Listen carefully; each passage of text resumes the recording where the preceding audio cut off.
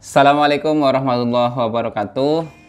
Ternyata masih banyak mahasiswa yang kesulitan dalam memahami fenomena kemudian masuk ke area judul.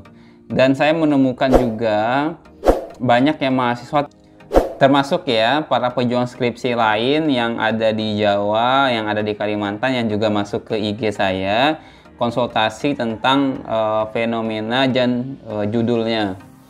Ternyata memang yang saya pahami, judul yang diajukan itu banyak judul yang sudah usang, yang sudah lama.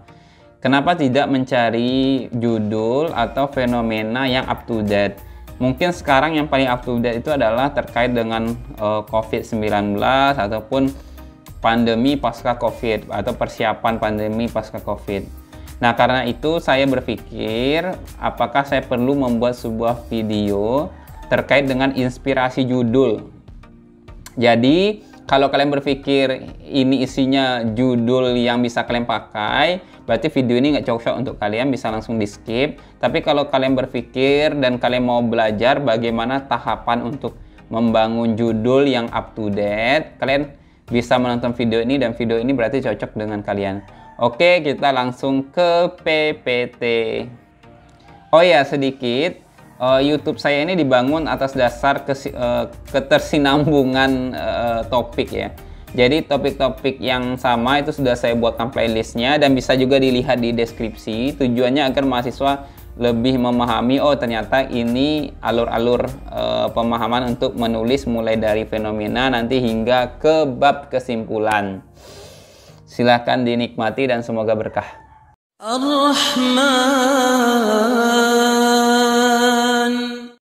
Oke, bismillah. Inspirasi judul penelitian seputar fenomena COVID-19 dari berbagai perspektif keilmuan ya. Slide pertama ini tetap saya harus menyampaikan bahwa sumber topik penelitian itu ada 5. Bisa dari fenomena sosial. Fenomena sosial ini maksudnya adalah fenomena yang berkembang atau yang muncul di sekeliling manusia. Ingat ya, fenomena itu adalah sesuatu yang bersifat gejala dan dia harus bisa dibuktikan atau dijelaskan menggunakan data-data.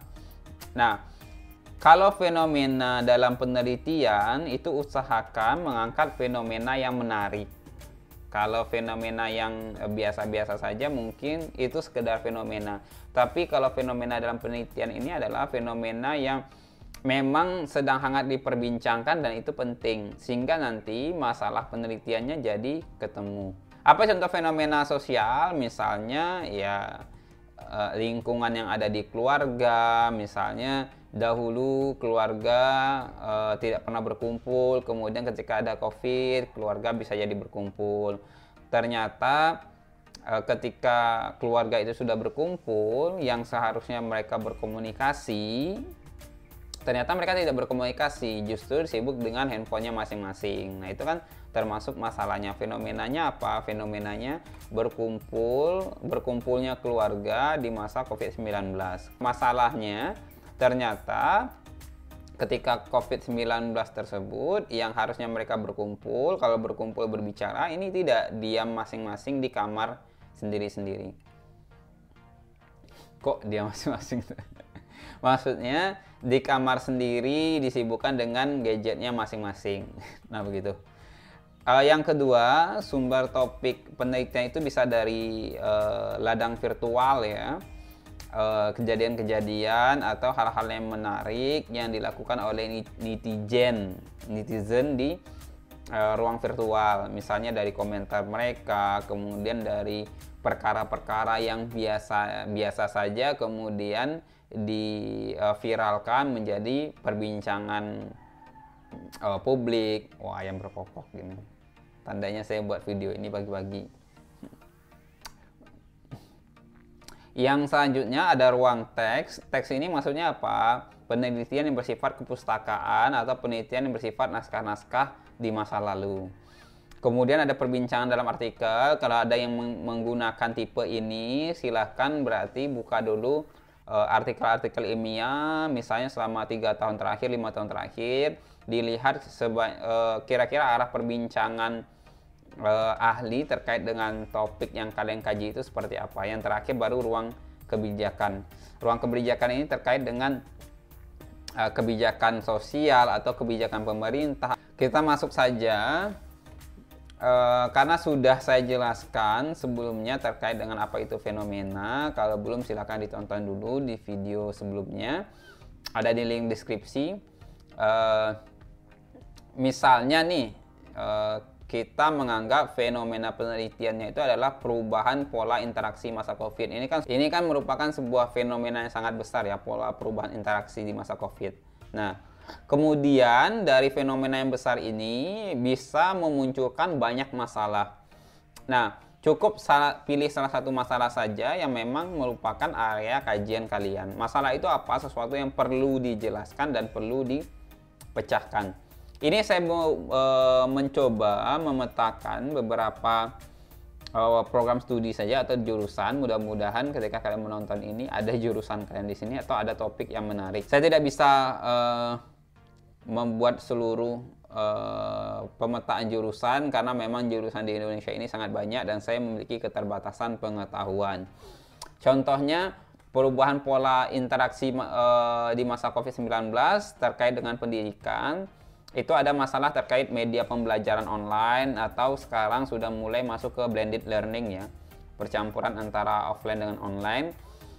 Ada masalah metode pembelajaran, ada masalah inovasi pembelajaran, kesulitan akses online, pemahaman siswa, intensitas penggunaan gadget di masa COVID-19, kesiapan guru atau orang tua atau murid, salah satunya boleh diteliti kebijakan pendidikan.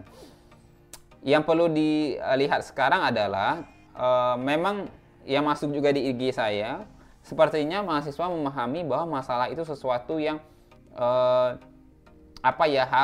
sesuatu yang sifatnya buruk begitu. Mungkin karena dalam kehidupan kita menganggap masalah itu sesuatu hal yang buruk yang menimpa. Tapi dalam penelitian ini tidak. Dalam penelitian itu masalah itu bisa saja sesuatu yang memang buruk dan harus dijelaskan atau sesuatu yang baik dan harus dijelaskan.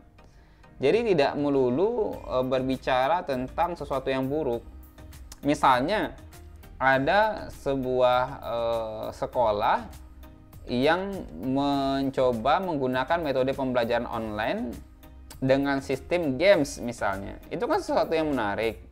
Nah, itu bisa diteliti sebagai best practice sehingga sekolah-sekolah yang lain mungkin bisa mengikuti inovasi yang sudah dibuat oleh sekolah A tadi begitu. Kemudian hidung saya gatal. Psikologi, sesuatu yang perlu dipecahkan itu seperti apa? Kesehatan mental, pengembangan diri anak. Misal pengembangan diri anak ini biasanya anak-anak bermain di halaman sore hari, ketika ada COVID mereka terbatas untuk bermain. Nah, ini kan berpengaruh terhadap pengembangan diri anak. Nah, ini perlu dijelaskan. Depresi udah pasti, stres pada orang tua bisa dihubungkan dengan pembelajaran, misalnya stres orang tua yang harus menjadi guru di rumah sekaligus mentor juga. Kemudian daya tahan mental, perilaku berkumpul menyendiri, panic buying, stigma COVID-19, kemudian perilaku-perilaku abnormal lainnya. Nah, misalnya di kesehatan itu ada vaksin, penggunaan masker, jaga jarak, pola kehidupan sehat masyarakat, himbauan 5M, dan pelayanan kesehatan. Coba kalian lihat, jika jurusan kalian ada di sini, kalian bisa langsung melihat salah satu masalahnya. Misalnya nih, terkait dengan hukum. Oh, ternyata topik yang perlu dijelaskan atau masalah yang perlu dijelaskan ini kerumunan ya. Hubungkan saja kerumunan dengan hukum. Kerumunan seperti kasusnya Habib Rizik, kerumunan yang baru-baru ini kasusnya siapa ya? Wali Kota Malang ya yang kena denda 25 juta. Itu nanti bisa dihubungkan dan itu masalah kan ya, itu harus dijelaskan. Oh, misalnya saya jurusan manajemen Pak, ini bisa dikaji misalnya seperti apa ini, rapat virtual misalnya. biasanya kan rapat tatap muka, sedangkan sekarang rapat virtual. Nah, kira-kira kendalanya seperti apa? Atau kalian juga bisa meneliti tingkat pemahaman karyawan itu bagaimana ketika dihadapkan dengan rapat virtual. Artinya apa? Dari satu masalah itu sebenarnya masih bisa dipilah lagi. Mau dibahas dari sisi apa? Apakah dari sisi dampak, apakah dari sisi penyebab, implementasinya, implikasinya, dan lain sebagainya. Kita masuk ke slide berikutnya. Ada beberapa tips mudah yang akan saya berikan. Yang pertama, ya seperti tadi, ambil salah satu masalah di atas, kemudian jawab masalah tersebut menggunakan perspektif keilmuan masing-masing atau ditarik kalau bahasa saya. Kita contohkan misalnya satu masalah itu bisa ditarik ke banyak fokus penelitian. Misalnya tentang kesulitan akses online. Fokus penelitiannya adalah pendidikan IPA atau jurusan kalian ada pendidikan IPA. Mungkin judul yang sesuai itu adalah analisis kesulitan siswa pada mata pelajaran berbasis praktek di COVID-19. Jadi tetap masalahnya dimunculkan di kesulitan akses, tapi nanti dihubungkan dengan IPA. IPA itu kan salah satu pembahasannya adalah pembahasan yang tentang praktek, atau basis pembelajarannya kan nggak harus teoritis terus ya. Juga ada praktek, nah sehingga dihubungkan. Bisa saja nanti dibuat analisis kesulitan siswa pada mata pelajaran berbasis praktek biologi misalnya, atau praktek kimia, atau praktek reaksi apa begitu di masa COVID-19. Nah, kesulitan siswa ini atau kesulitan akses online ini juga bisa digunakan oleh mahasiswa yang dari sosiologi, misalnya ruang baru ketimpangan kelas di masa COVID-19, studi kasus pada kesulitan akses pembelajaran online di Kemudian psikologi juga bisa mengkaji ini, dampak kesulitan akses pembelajaran terhadap perkembangan masa remaja siswa SMA Negeri 10 di mana gitu. Jadi melihat ada nggak dampak kesulitan akses pembelajaran terhadap perkembangan masa remaja. Di sini mungkin judul kalian tidak ada atau jurusan kalian tidak ada. Yang saya berikan di sini adalah pemantiknya. Cobalah mulai membuka wawasan kalian bahwa satu masalah itu bisa ditarik ke ketertarikan mata kuliah masing-masing. Jadi jangan kalian pikir, oh kesulitan akses online, kayaknya nih pembelajaran, oh ini punyanya anak pendidikan. Nggak harus seperti itu.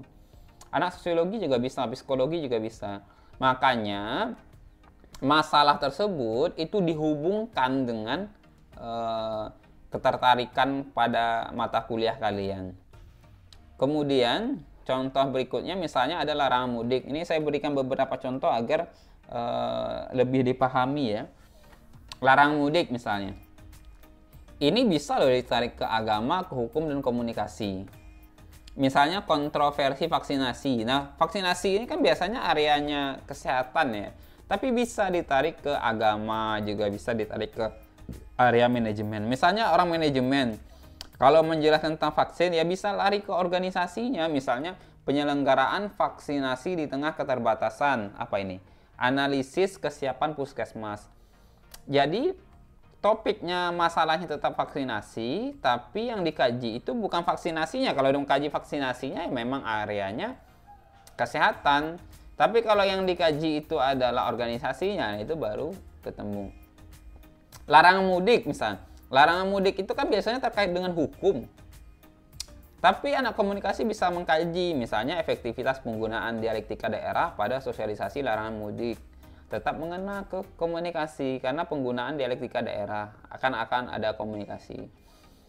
Tips yang kedua, temukan salah satu masalah yang sudah saya berikan informasi di atas tadi. Kemudian cari fokus penelitian yang belum diteliti orang. Caranya bagaimana? Agar kalian bisa mengetahui fokus yang belum diteliti orang, coba buka Google Scholar. Kemudian ketik kata kunci dari fokus yang telah ditetapkan. Cara menetapkan kata kunci silakan cek di video yang ini. Link deskripsinya ada juga di bawah nanti. Lihat penelitian terdahulu. Jika belum ada, lakukan. Jika sudah, maka modifikasi judul tersebut. Kemudian tips yang ketiga, jika sudah menemukan masalah, coba tambahkan salah satu fokus bahasan di bawah ini. Misalnya nih, saya sudah menemukan masalahnya, yaitu tentang larangan mudik. Ternyata tentang larangan mudik ini sudah dikaji oleh penelitian terdahulu ketika dihubungkan dengan komunikasi. Misalnya kayak gini tadi. Nah ini, komunikasi efektivitas penggunaan dialektika. Misalnya efektivitas penggunaan dialektika daerah ini sudah ada yang meneliti nih. Nah, saran saya modifikasi. Cara modifikasinya bagaimana? Ya ganti saja kata efektivitas dengan dampak misalnya. Dampak penggunaan, wah ini ayam ini berkokok terus nih. Nanti kita potong. Dampak penggunaan dialektika daerah terhadap sosialisasi larangan mudik misalnya. Itu udah bisa jadi judul. Atau problematika sosialisasi larangan mudik pada masa COVID-19 misalnya. Coba ditambahkan salah satu fokus bahasan ini. Nah, ini juga ada contoh. Ternyata ada contohnya. Masalah hoax vaksin. Atau tentang rapat virtual tadi. Misalnya, kalian sudah mengecek di kajian terdahulu, ternyata sudah ada nih orang yang meneliti tentang problematika atau masalah-masalah yang muncul ketika rapat virtual. Ya kalian jangan bahas problematika lagi, coba bahas dampaknya. Dampak rapat virtual pada kinerja karyawan di PT misalnya, Pak. Atau penyebab penyebab ketidakpahaman karyawan saat rapat virtual di PT Jaya Raya Telekomunikasi. Ternyata begitu saja. Jadi ada 3 tips sehingga sekali lagi yang saya tekankan bukan judul yang saya berikan di sini, tapi inspirasi untuk mendapatkan judul penelitian. Ada 3 tips, silakan kalian pilih salah satunya.